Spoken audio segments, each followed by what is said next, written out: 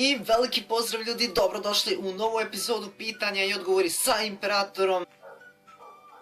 Da li mora uvijek da mi laje pas dok ja snimam epizodu? Ok ljudi, odavno nismo snimali pitanja i odgovore, to jest zadnja je bila kad smo imali 500 subscribera, odnosno za specijal 500 subscribera. Ovo nije neki specijal, mada moglo bi se nazvati specijal za 1000 subscribera. Ali dobro, evo ga, idemo, nova epizoda pitanja i odgovori, tako da, let's go! Ajde da započnemo prvo pitanje koje pita Amir Pehlić. Zašto si počeo da snimaš za YouTube? Zašto sam počeo? Pa jednostavno zbog toga što volim da snimam ovo. Jednostavno volim ovo da radim i razlog je jednostavno, volim to da radim. Tako da, eto, zbog toga sam počeo da radim. Idemo na sljedeće pitanje, to jest sljedeća dva pitanja, evo ga. Bekir Pulić pita, jedeš li sir? I odmah ispod njeg Dino Rapkić pita, zašto snimaš? Kao prvo jedem sir, a kao drugo snimam zbog sira. Sljedeće pitanje mi je postavilo mnogo vas, znači sada ne nabrajam imena svih ljudi koji su mi postavili ovo pitanje, jednostavno ostavit ću ovdje na ekranu i vidjet ćete. Pitanje glasi, zašto baš Imperator? Znate da vam mnogi youtuberi kažu, na primjer kad počnete tek snimate, osmislite neko svoje originalno, kreativno ime.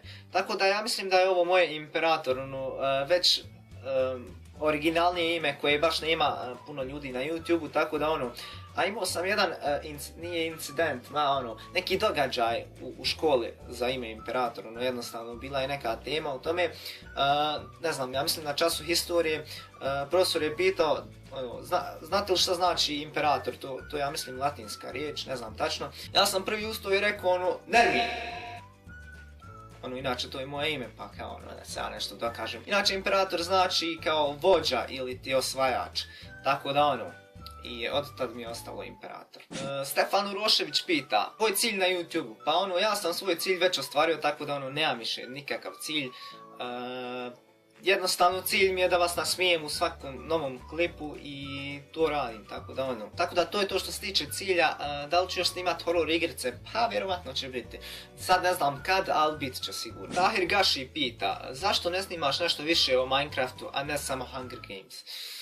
Pa bit će, znači znam i meni je već me malo smorio Hunger Games, mada nije me baš smorio, nego već ga stvarno često snimam i ne bi da moj kanal samo ograničim na Hunger Games, tako da bit će sigurno i nešto drugo. Davno sam spomenuo jedan serijal koji ću početi snimati, bit će taj serijal, ako se sjećate, znači bit će 100% taj specijal. Samo hoću još da smislim koju ideju, tako da vama bude što zanimljivije, jednostavno eto. Ivan JT pita, da li voliš smokve? Obožavam buraz, te pošalji 1 kilo ako imaš, šta. Dino Ređić pita, da li ideš putem slave? Ne buraz moj, slava ide putem mene.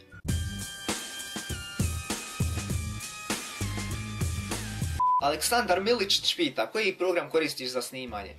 Pa sad, za snimanje Minecrafta koristim isključivo Bandicam, zato što mi baš dobro djeluje na samo snimanje i kvalitet je odličan kao što možete vidjeti. Bandicam je odličan, stvarno njega koristim za Minecraft, a za ostale igrice koristim ostale programe, na primjer Action Mirrorless, Fraps i tako to, sve zavisi koji mi program paše za koju igricu. Tako da Bandicam za Minecraft, a sve ostalo za ostale igrice. Amel Bratov pita, da li bi stavio ruku na vatru za svoj YouTube kanal? A buraz moj, kako ću ja snimat Hunger Games ako stavim ruku na vatru? Pa da bude malo realan, to boli? Denis Lazić pita, ovo nije pitanje buraz, ali dobro, može proći. Ocijeni svoj PvP od 1 do 30. To je moje mišljenje, evo na primjer Huawei 30, Nugato 25. Meni iskreno od 10 do 15, eto. Kad tako stvari složiš, znači, tako ti dođe. Da ne zaslužujem ni toliko. Elmir Elko pita, kad si prvi put poljubio curu i kad si imao prvu curu? Pa sad, ja mislim, ne sjećam se baš, ali ja mislim da sam prvu curu imao u 7. razredu, možda 7. razredu osnovne škole. Ako ne znate, ja sam sad završna godina, znači 4. razred srednje škole, tako da kad sam prvi put poljubio curu, pa to ne bi znao tačno reći. Mirza Ribić pita, ko ti je dao motivaciju da snimaš? Pozdrav iz Mostara. Pozdrav iz Mostar, a motivaciju jednostavno nije mi niko dao motivaciju, to volim da radim kao što sam već rekao. A evo da vam kažem odmah nešto što niste znali, znači o meni. Prije možda 2-3 godine, ja mislim čak i 3 godine, ne znam tačno, ja sam bio snimao za YouTube, imao sam kanal, znači snimao sam vlogove, to je bilo, znači snimao sam vlogove kao što je većina tada ljudi radilo na YouTube-u, tako da nije baš išlo, snimao sam možda mjesec, dva i prestao sam tako.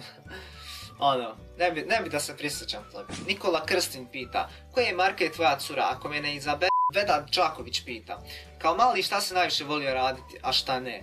Znači kao mali najviše sam volio igrati fudbala sa prijateljima, znači napolju, uvijek posle škole odemo napolje, igramo fudbal, nema drugog, jednostavno nema kao sad da igrate samo Minecraft, PES ili tako nešto, prije se znači cijeli dan bio napolju i stvarno volio bi da još uvijek tako, ali ništa od toga, znači baš su bila dobra vremena, rado ih se sjećam.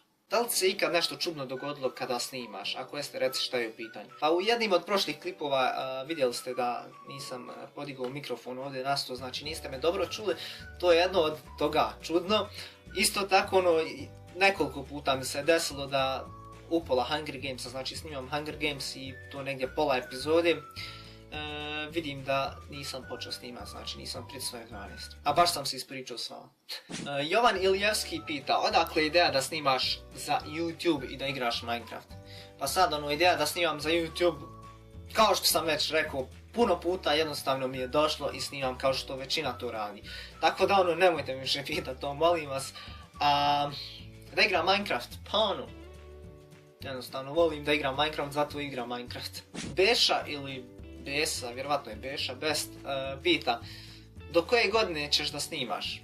Pa sad snimat ću dok god me vi podržavate, tako da Ismar pita, pa buraz moj, gdje ti je prezme? Neki blam iz škole, pa sad nije baš se desilo u škole, ali za vrijeme dok sam išao autobusom, znači u školu to jutro.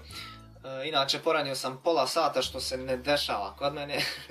Uvijek zakasnim, ali dobro, poranio sam pola sata i otišao sam na stanicu, inače tad nisam bio u svom gradu, bio sam kod rođaka, znači u susjednom gradu, da tako kažem, Iz njegovog grada do moje škole je trebalo nekih možda od pola sata do 45 minuta. Sad ja sam otišao na stanicu prvi put, znači ne znam ni koji autobus treba da ide, znači do moje škole. I ja vidim, piše taj grad i na primjer grad iz kojeg ide autobus. Ja sad vidim, ide autobus u Tuzlu, piše Tuzla, tako da vjerovatno ide u moj grad, tako da sam sjeo u taj autobus i posle jedno pola sata sam ja primijetio da taj autobus ide u suprotnom smjeru, to jest nije u suprotnom smjeru, već u drugi grad. Tako da sam ja skoro znači došao u drugi grad. Pitao sam znači konduktera gdje ide ovaj autobus, on mi je rekao znači tu i tu i ja sam izašao na prvoj stanici i sreća moja znači da je odmah, kad sam ja izlazio odmah znači bila je tu pored stanica za Tuzlu, tako da sam ja odmah sjeo u taj autobus koji je išao, znači baš sam imao sreće i došao sam znači na vrijeme, imao sam sreće da sam poranio pola sata i to se dešava. Ok, idemo na sljedeće i posljednje pitanje koje pita Marko Dimitrijević. Da li znaš da voziš auto? Znam da vozim auto i vozio sam nekoliko puta. Tako da uskoro ću početi polagati za vozački ispit, tako da mogu legalno voziti auto i to je to. To je to ljudi što se tiče ove epizode pitanja i odgovori. Bilo je 20, to jest ja sam izabrao 20 pitanja ili možda čak manje, ne znam tačno.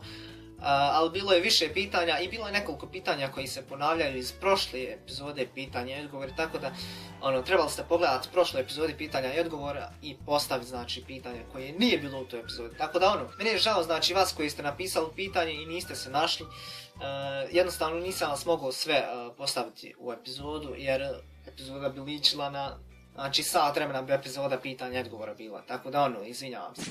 Nadam se vam svidjela ova epizoda pitanja i odgovora, ako jeste znači ostavite like, share, subscribe, bit će još znači ovakvih epizoda, samo neće biti uskoro, znači bit će možda ovako kao ne znam, prije možda mjesec, dva je bila prošla epizoda pitanja i odgovora, tako da će i sljedeća epizoda biti možda za mjesec i pol, tako, ne znam tačno, ali bit će. I htio bih da vam se zahvalim znači za podršku ovih zadnjih par klipova, stvarno ste me oduševili kad sam pogledao na jednom klipu pretprošlom, ne znam tačno, bilo je preko 100 lajkova, predobro, stvarno svaka vam čast i hvala vam od srca.